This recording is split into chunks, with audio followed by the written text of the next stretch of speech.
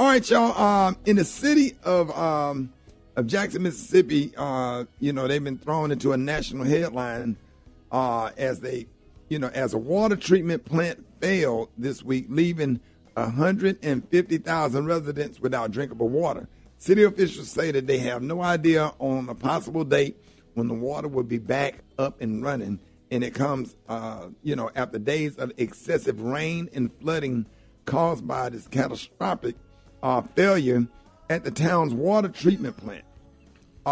Residents have been in search of water. It's so sad. Search of water. They can't flush toilets, can't brush their teeth, showers, even schools are closed due to the water shortage.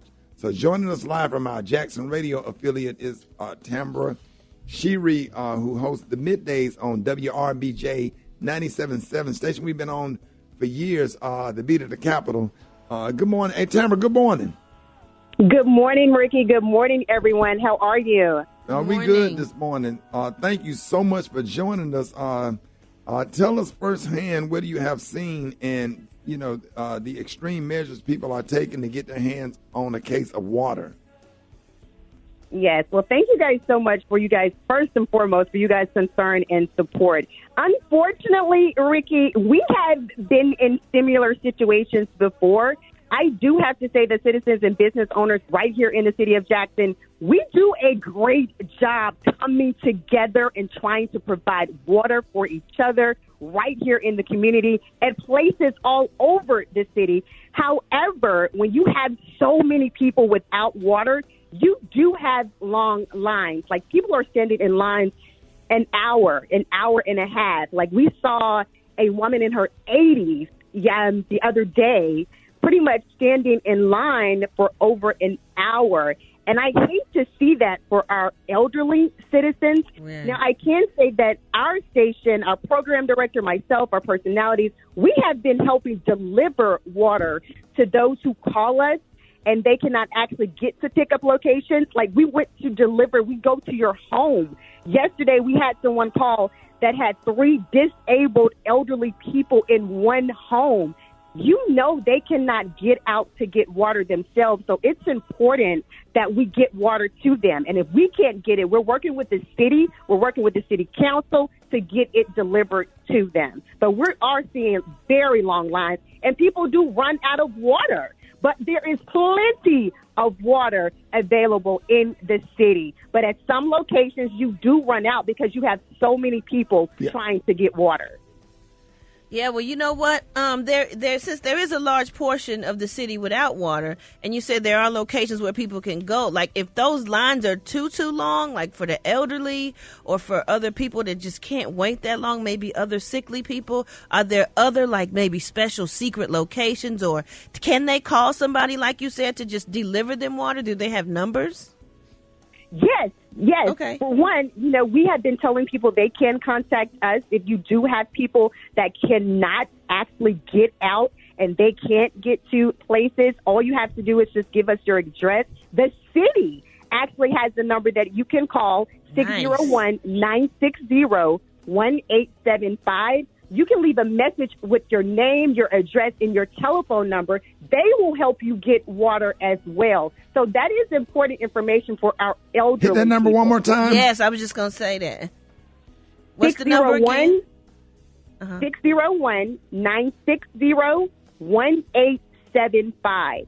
They can call that number, leave a message with your name, address, and your telephone number, and they will actually help get water to your home. You can call the station. We are available. We'll do our best to get water delivered to your home. Right here at the station, 601-345-8205. That's awesome, Tambra. And, I commend you for all of the great work that you're doing. And this whole situation reminds me of why I got started in the power of Black radio. I want to commend you all for the things that you're doing. I know you did a big water giveaway at Hawkins Field Airport. You've teamed up with One Mississippi. Again, you're delivering water to the elderly.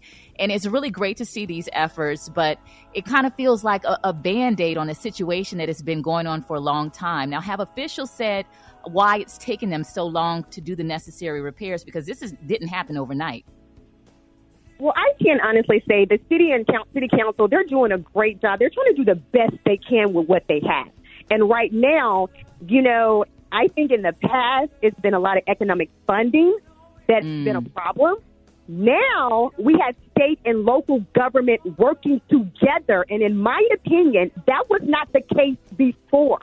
Unfortunately, boiling water became normal for residents in Jackson. Wow. For me, I not only live in Jackson, I work in Jackson. So it affects me both ways.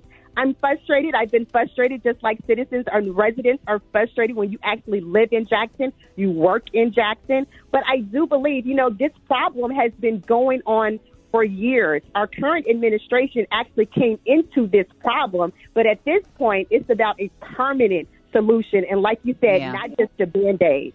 Yeah, we could talk about the government and their role in this whole thing, the state government and the local government. Speaking of government, President Biden declared Jackson a state of emergency yesterday officially. So now FEMA is setting up assistance. Now, have they let you know how to contact them or what relief they're going to be offering and how the residents can actually get the help from FEMA?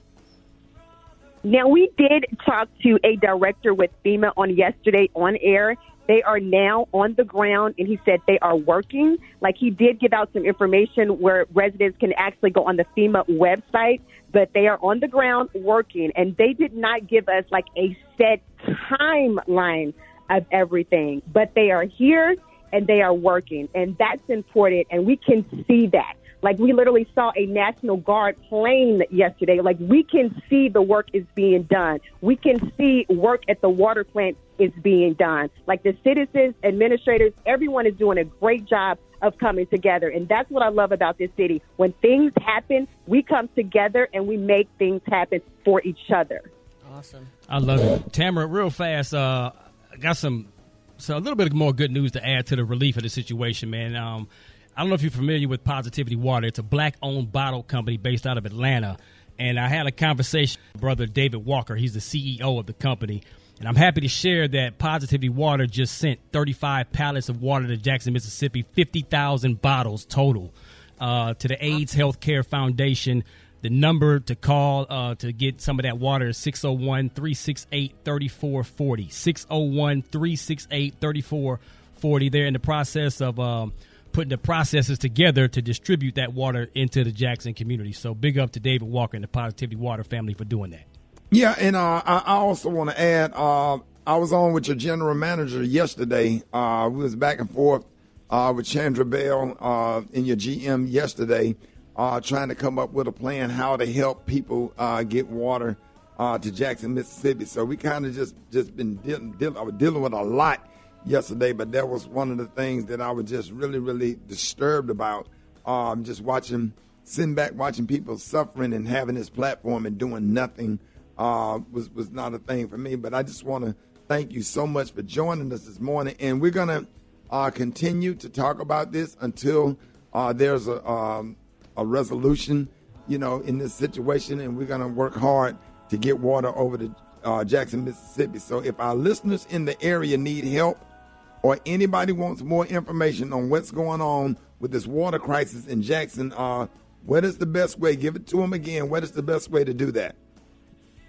Pretty much our station has become a source of information, Ricky, to be honest with you. Every break, we're trying to give out as much information as possible. We're working with the city. We're working with the city council. We are working with FEMA now. We're working with the Mississippi State Department of Health. We're trying to get as much information to our listeners as possible. So as long as they stay locked into 97.7 and call us, let us know we are here. That's why we're here. I got that part. If people in Chicago want to help, if people in Miami want to help, if people in Atlanta and Charlotte or whatever, can you give them your station number so people could get water to you? Absolutely. Station number 601-345-8205. You can always send us 745 North State Street, Jackson, Mississippi. And you can also go online. There are partners here. You can actually go online, secure.actblue.com/donate Mississippi Rapid Response Coalition. Now, I know that's a lot, so I always say call the station. We'll give out this information. 601-345-8205.